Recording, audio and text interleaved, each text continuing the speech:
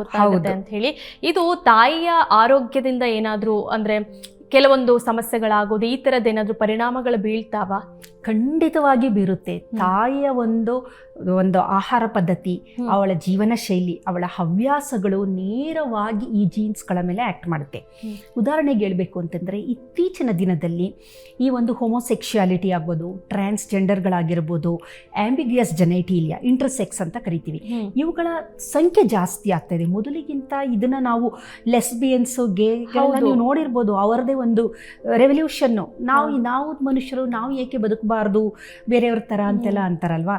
ಇದೆಲ್ಲ ಏನಕ್ಕೆ ಆಗ್ತಾ ಇದೆ ಅಂತ ನಾವು ನೋಡ್ತಾ ಇದ್ರೆ, ನಾವು ಬದುಕುತ್ತಿರೋದು ಒಂದು ವಿಷದ ಒಂದು ಜಗತ್ತಿನಲ್ಲಿ.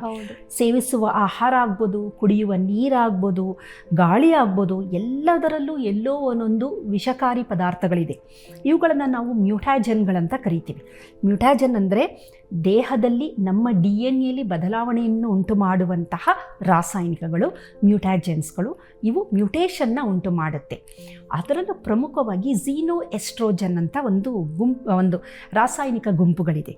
ಒಂದು ಬೆಸ್ಟ್ ಎಕ್ಸಾಂಪಲ್ ಅದಕ್ಕೆ ಅಂತಂದರೆ ಪ್ಲಾಸ್ಟಿಕ್ಗಳು. ಈಗ ನೋಡಿ, ನಿಮಗೆ ಗೊತ್ತಿದೆ, ಪ್ರತಿ ಒಂದು ಪ್ಲಾಸ್ಟಿಕಲ್ಲೇ ನಾವು ಯಾವುದೇ ಒಂದು ಝೊಮ್ಯಾಟೊ, ಸ್ವಿಗ್ಗಿ ಯಾವುದೋ ಒಂದು ಪಾರ್ಸಲ್ ತರಿದ್ರೆ ಒಂದು ಪ್ಲಾಸ್ಟಿಕಲ್ಲಿ ನೀಟಾಗಿ ಅದನ್ನು ಕವರ್ ಮಾಡಿ ತಂದು ಕೊಡ್ತಾರೆ ನಮಗೆ. ಅದು ಬಿಸಿಯಾಗಿರೋಂಥ ಆಹಾರ ಪದಾರ್ಥಗಳನ್ನು ಹಾಕಿರ್ತಾರೆ. ಈಗ ನಾವು ಬಳಸುವ ಪ್ಲಾಸ್ಟಿಕ್ಕು ಫುಡ್ ಗ್ರೇಡ್ ಪ್ಲಾಸ್ಟಿಕ್ಕಾ ಅನ್ನುವ ಒಂದು ಕ್ವೆಶ್ಚನ್ ಮಾರ್ಕ್ ಇದ್ದರೆ ಇಲ್ಲದೆ ಇರಬಹುದು. ಈಗ ಕೆಲವೊಂದು ಫುಡ್ ಗ್ರೇಡ್ ಪ್ಲಾಸ್ಟಿಕ್ಗಳಿದೆ, ಅದರಲ್ಲಿ ಆಹಾರ ಪದಾರ್ಥ ನಾವು ಹಾಕಿದಾಗ ಏನು ತೊಂದರೆ ಆಗೋದಿಲ್ಲ, ರಿಯಾಕ್ಷನ್ ಕಮ್ಮಿ ಆಗೋದೇ ಇಲ್ಲ ಅಂತಲ್ಲ, ಸ್ವಲ್ಪ ಅದರಿಂದ ನಮಗೆ ತೊಂದರೆ ಕಮ್ಮಿ. ಕೆಲವೊಂದು ಟೆಪ್ಪರ್ವೇರು ಬೇರೆ ಬೇರೆದು ಇರುತ್ತೆ, ತುಂಬ ಎಕ್ಸ್ಪೆನ್ಸಿವ್. ಅದು ನೀವು ಒಂದು ಸಣ್ಣ ಡಬ್ಬ ತಗೊಂಡ್ರೆ ಒಂದು 200 ರೂಪಾಯಿ ಕೊಡಬೇಕು.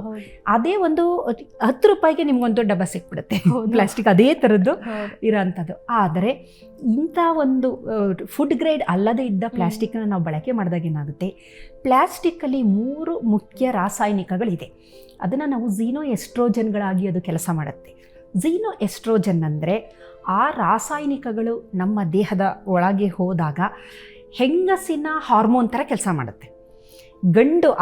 ಗಂಡು ಮಗು ಭ್ರೂಣದಲ್ಲಿ ಇದೆ. ಈಗ XY ವರ್ಣತಂತು, ಅದು ಗಂಡು ಮಗುವಾಗಿ ಬೆಳವಣಿಗೆ ಆಗ್ತಾ ಇರುವ ಸಂದರ್ಭ. ಇಂಥ ಸಂದರ್ಭದಲ್ಲಿ ತಾಯಿ ಅತಿಯಾಗಿ ಅವಳಿಗೆ ಅರಿವಿಲ್ಲದಂತೆ ಈ ರಾಸಾಯನಿಕಗಳಿಗೆ ಒಳಪಟ್ಟರೆ, ಅತಿಯಾಗಿ ಪ್ಲಾಸ್ಟಿಕ್, ಅದಕ್ಕೆ ನೋಡಿ ಪ್ಲಾಸ್ಟಿಕ್ ಬಾಟಲಲ್ಲಿರುವ ನೀರು ಕುಡಿಬಾರ್ದು, ಪ್ಲಾಸ್ಟಿಕ್ ಡಬ್ಬದಲ್ಲಿ ಆಹಾರವನ್ನು ಶೇಖರಣೆ ಮಾಡಿ ಬಿಸಿ ಮಾಡಬಾರ್ದು. ಏನಾಗುತ್ತೆ ಅಂದರೆ